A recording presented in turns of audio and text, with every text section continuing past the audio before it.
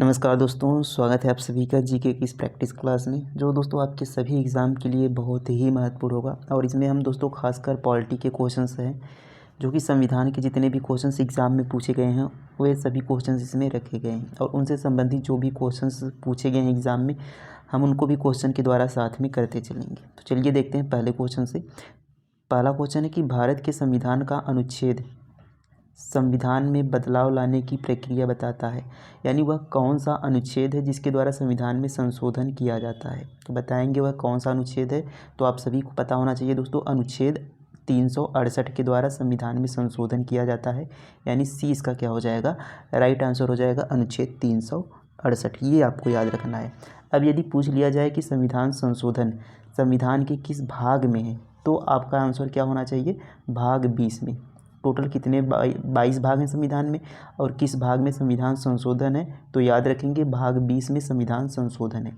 और ये जो संविधान संशोधन की प्रक्रिया है, संविधान संशोधन की प्रक्रिया ये किस देश से लिया गया है, ये पूछेगा तो आपको यहाँ पर बताएंगे कि किस देश से लिया गया है। ये आपका लिया गया है दोस्तों साउथ अफ्रीका से। कहाँ से, दक्षिण अफ्रीका से। इसको आपको यहाँ पर ध्यान रखना है, कहाँ से, दक्षिण अफ्रीका से।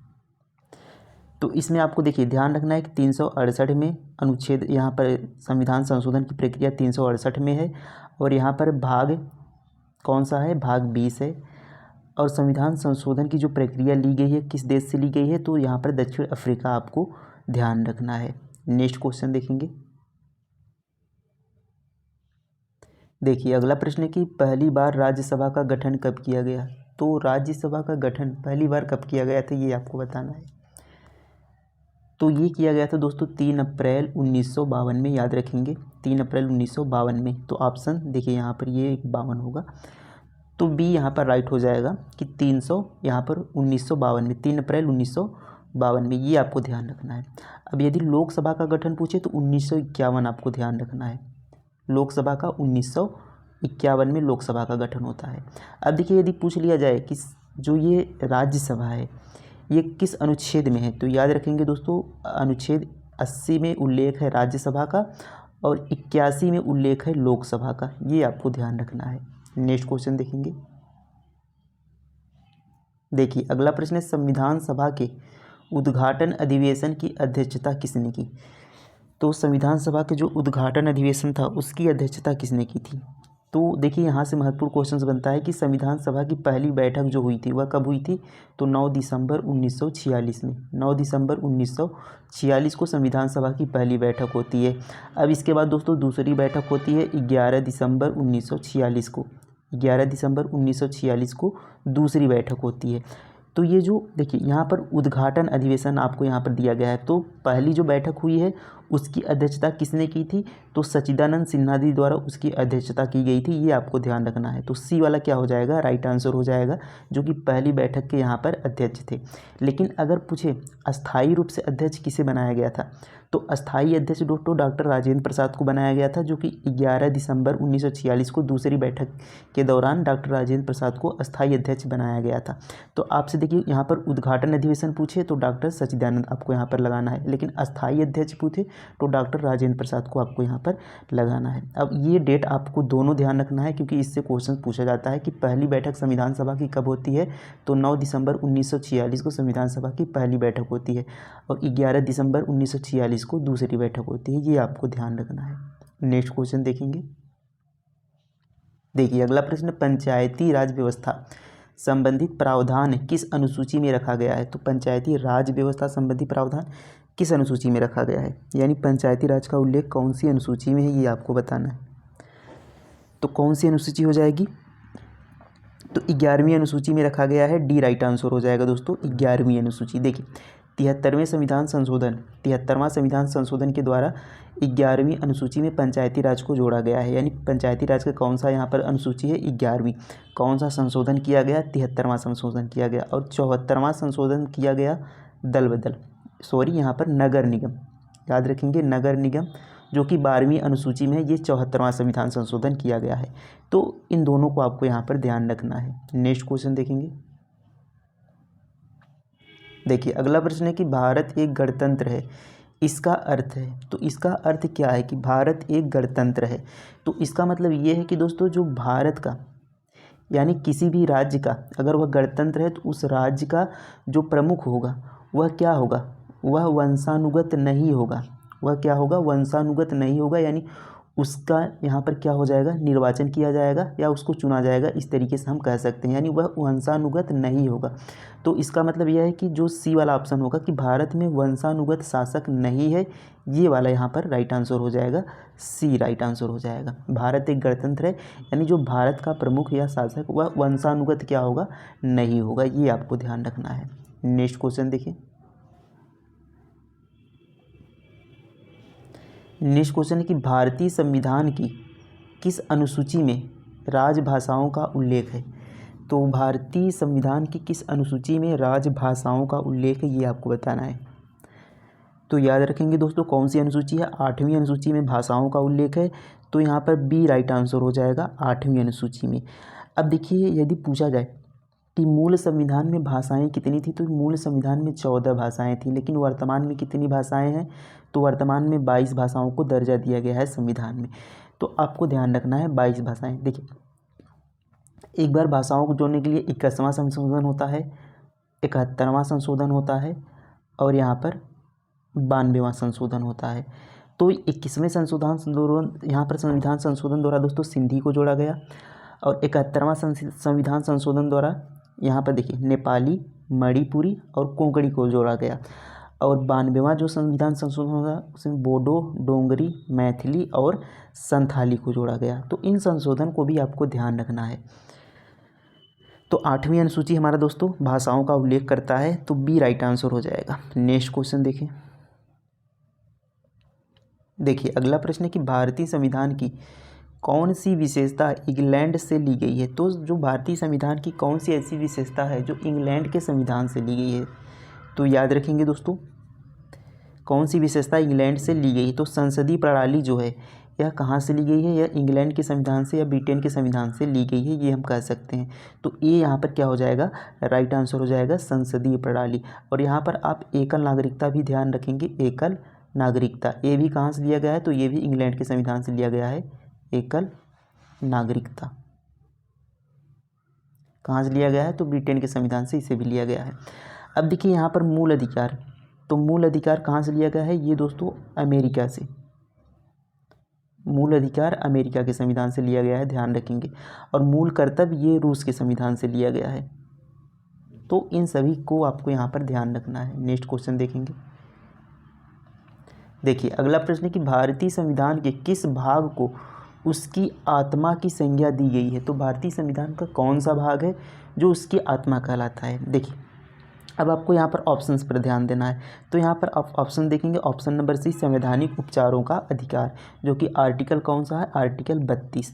तो इसे यहाँ पर संविधान की आत्मा की संज्ञा दी गई है, किसके द्वारा, डॉक्टर भीमराव अंबेडकर जी द्वारा इसे संविधान की आत्मा कहा गया है, संवैधानिक उपचारों के अधिकार को या अनुच्छेद 32 को।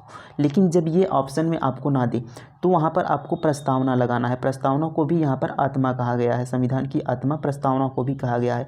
जब स्पेशल आपसे पूछे कि डॉक्टर भीमराव अंबेडकर जी द्वारा, तब आपको अनुच्छेद 32 लगाना है, या फिर इसमें आपको संवैधानिक उपचारों का अधिकार दिया हो और प्रस्तावना ऑप्शन ना दिया हो तब आपको यहाँ पर लगाना है संवैधानिक उपचारों का अधिकार, ये आपको ध्यान रखना है। अगला प्रश्न देखेंगे, संविधान के किस अनुच्छेद के अंतर्गत राष्ट्रपति अध्यादेश जारी करता है। तो संविधान के किस अनुच्छेद के अंतर्गत राष्ट्रपति अध्यादेश जारी करता है, तो ये हो जाएगा दोस्तों अनुच्छेद 123 द्वारा राष्ट्रपति द्वारा अध्यादेश जारी किया जाता है, अनुच्छेद 123 द्वारा, यानी सी क्या हो जाएगा, राइट आंसर हो जाएगा। अब देखिए 110 की बात करें तो 110 में क्या है, धन विधेयक, याद रखेंगे धन विधेयक किस में है, तो ये दोस्तों आपका अनुच्छेद 110 धन विधेयक से संबंधित है। 124 सुप्रीम कोर्ट का उल्लेख, सुप्रीम कोर्ट यानी सर्वोच्च न्यायालय का उल्लेख किस में है, 124 में है, ये आपको ध्यान रखना है। नेक्स्ट क्वेश्चन देखेंगे। देखिए अगला प्रश्न, वर्ष 1953 में गठित राज्य पुनर्गठन आयोग के अध्यक्ष कौन थे। तो 1953 में जो राज्य पुनर्गठन आयोग की स्थापना हुई उसके अध्यक्ष कौन थे, तो उसके अध्यक्ष थे न्यायमूर्ति फजल अली, ए राइट आंसर हो जाएगा।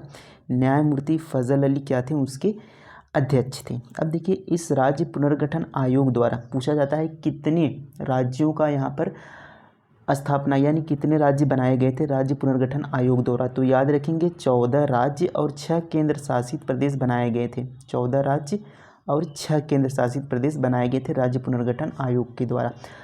और पहला भाषा के आधार पर गठित होने वाला राज्य कौन सा? तो याद रखेंगे आंध्र प्रदेश पहला राज्य था जो भाषा के आधार पर गठित हुआ, आंध्र प्रदेश। इसको आपको ध्यान रखना है। अगला प्रश्न देखेंगे। देखिए नेक्स्ट क्वेश्चन है, भारत की नागरिकता किस प्रकार प्राप्त कर सकते हैं? यानी कोई भी व्यक्ति हो, कोई विदेशी व्यक्ति हो, भारत की नागरिकता कैसे प्राप्त कर सकता है?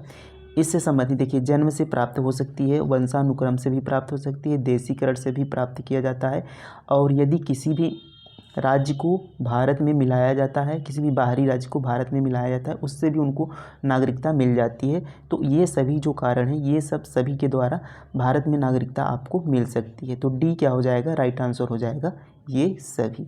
नेक्स्ट क्वेश्चन देखेंगे। मत देने का अधिकार होता है, तो मत देने का अधिकार कौन सा अधिकार है? राजनीतिक अधिकार है, नागरिक अधिकार है, आर्थिक अधिकार है या कानूनी अधिकार है? तो इस क्वेश्चन का आंसर आपको कमेंट करना है कि मत देने का अधिकार यह कौन सा अधिकार है। अगला प्रश्न देखेंगे। नेक्स्ट क्वेश्चन है, निर्विरोध चुने जाने वाले एकमात्र राष्ट्रपति थे, बताएंगे निर्विरोध चुने जाने वाले एकमात्र राष्ट्रपति कौन थे?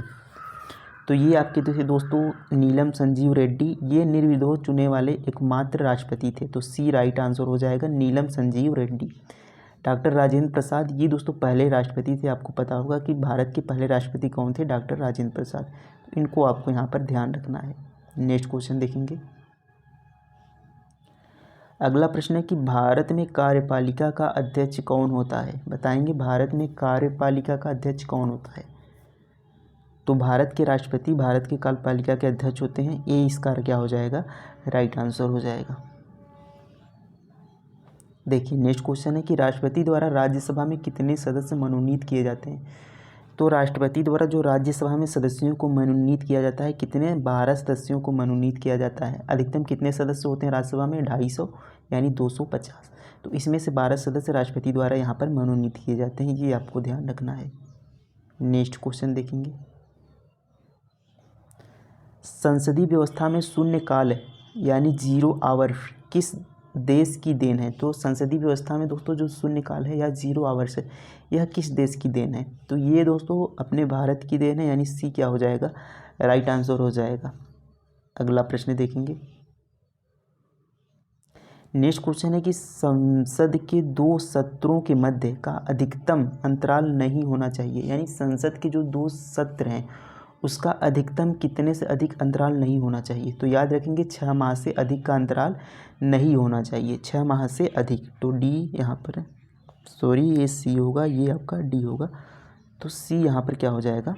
राइट आंसर हो जाएगा, यानी 6 माह से अधिक का अंतराल 2 सत्रों के बीच नहीं होना चाहिए, याद रखेंगे। नेक्स्ट क्वेश्चन देखें।